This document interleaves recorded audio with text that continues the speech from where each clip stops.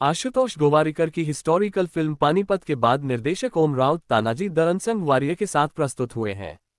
पानीपत के बाद तानाजी एक और ऐसी ऐतिहासिक फिल्म है जो मराठा साम्राज्य की शूरवीरता को भव्य अंदाज में दर्शाने में कामयाब रही है। ऐतिहासिक फिल्में और वो भी खास तौर पर युद्ध के विषय पर बनी फिल्में कई बार बोझिल, भारी और उबाऊ हो जाती हैं, मगर इसे निर्देशक की खूबी कहना होगी कि इतिहास के महत्वपूर्ण अध्याय से ली गई इस कहानी में जानबाजी, रोमांस, थ्रिल, विश्वासघात जैसे सारे एलिमेंट्स हैं और उस पर सोने पर सुहागा कहलाने वाला 3D इफेक्ट जो पूरी फिल्म को शुरू से अंत तक देखने लायक बनाता है।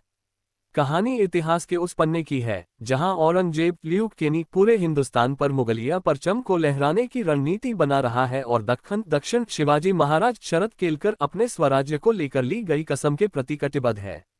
इतिहास में ये युद्ध 4 फरवरी 1670 को सिन्हीगढ़ का युद्ध के नाम से दर्ज है।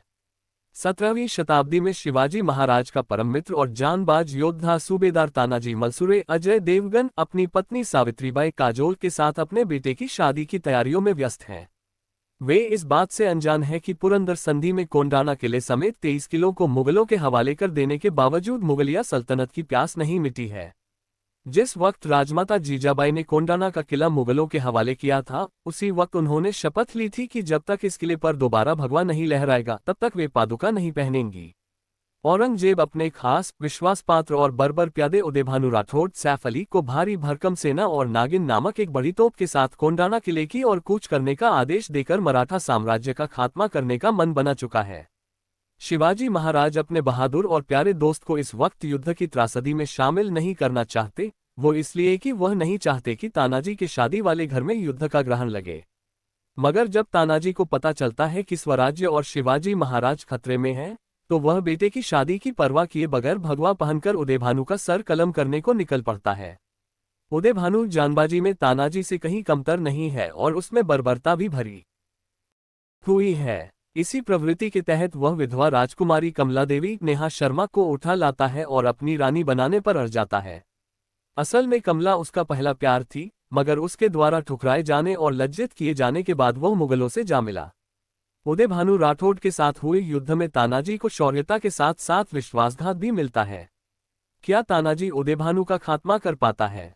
क्या वह शिवाजी महाराज को दिए गए वचन का पालन कर पाता है?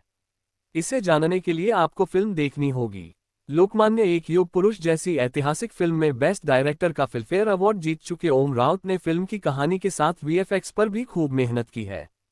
फिल्म ग्रिपिंग है। 3D के अंतर्गत युद्ध के दृश्यों को देखना किसी विजुअल ट्रीट से काम नहीं है।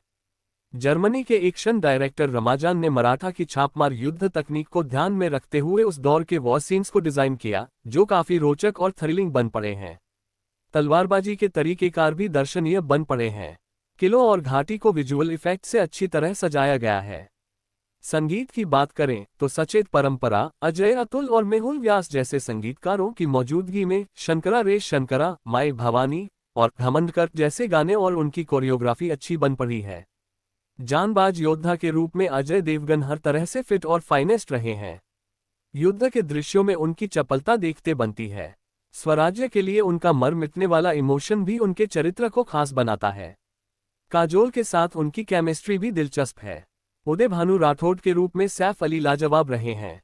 कई जगहों पर वे अजय की तुलना में 20 साबित हुए हैं। तानाजी में खलनायक बेहद मजबूत है। सैफ ने अपने किरदार की बर्बरता को सशक्त तरीके से निभाया है। दूसरों को प्रताड़ित करते हुए आसुरी आंत की प्राप्ति करने वाले दृश्यों में उनकी ब्लैक कॉमेडी भी नजर आती है। काजोल ने अपनी भूमिका को ईमानदारी से निभाया है। उन्हें और ज्यादा स्क्रीन स्पेस दिया जाना चाहिए था। शिवाजी के रूप में भले